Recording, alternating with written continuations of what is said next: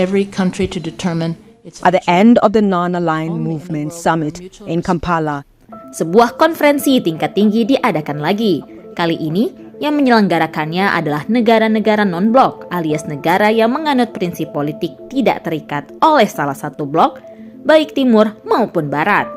Kira-kira apakah KTT non-blok ke-19 yang diadakan pada 19 sampai 20 Januari 2024 ini bisa menghasilkan sikap politik yang objektif dan netral?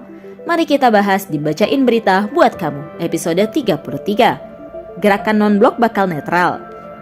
Uganda, negara Afrika bagian timur, menjadi tuan rumah dari KTT GNB ke-19 yang bertemakan Deepening Cooperation for Shared Global Affluence, memperdalam kerjasama untuk berbagi kemakmuran global.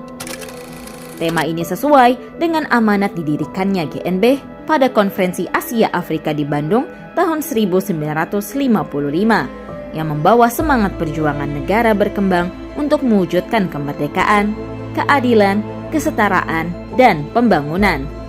Karena semangat itu pula lah yang menghantarkan Wamenlu Indonesia, Pahala Nugraha Mansuri, mendesak GNB untuk bersatu dan mendesak gencatan senjata di Gaza.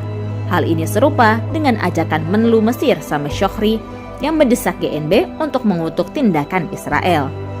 Hadir pula Menlu Afrika Selatan, Naledi Pandor, dalam KTT. Kita sama-sama tahu bahwa Afrika Selatan menjadi sorotan dunia setelah melayangkan gugatannya terhadap Zionis Israel ke ICJ, International Court of Justice. Di sana, ia menjelaskan latar belakang gugatan yang ia ajukan ke Mahkamah Internasional. Bahkan, dengan dukungan negara bagian Namibia, Afrika Selatan secara tertutup terlibat serangkaian diskusi politik dan undang-undang untuk memasukkan istilah genosida dalam deklarasi politik, terutama mengenai Palestina pada KTT ini. Kita semua tahu bahwa Afrika Selatan adalah negara yang pernah mengalami penjajahan paling parah, bahkan baru merdeka dari apartheid pada tahun 1994. Karena itulah tidak heran jika Afzal menganggap Palestina sebagai kaum seperjuangan. Namun, Uganda sebagai tuan rumah justru menunjukkan permusuhan terhadap isu Palestina dan menyatakan bahwa isu Palestina tidak dibahas dalam konferensi. Perwakilan mereka di konferensi tersebut mengatakan gerakan ini adalah sebuah kelompok politik, bukan kelompok yang sah dan legal.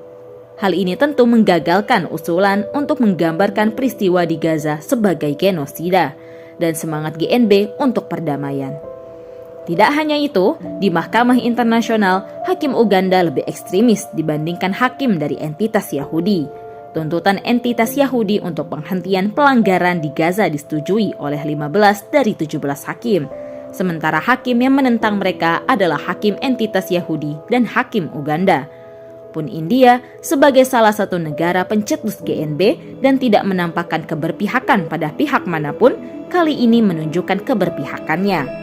Menlu India S. Jaishankar mengatakan bahwa intimidasi dan penyanderaan adalah perkara yang tidak dapat diterima, tetapi menggambarkan bahwa perbuatan Hamas adalah bentuk terorisme, sementara pembantaian yang dilakukan Yahudi terhadap Gaza tidak disebut seperti itu.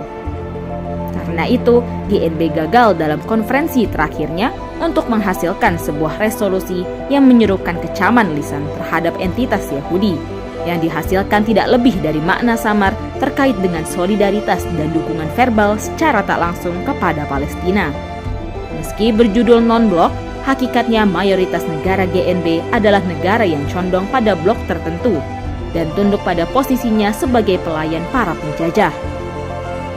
Sejak didirikan hampir 70 tahun yang lalu, sebab Amerika dan Inggris telah menggunakannya di masa lalu untuk menghadapi Uni Soviet dengan slogan netralitas positif. Wallahu a'lam bishawab.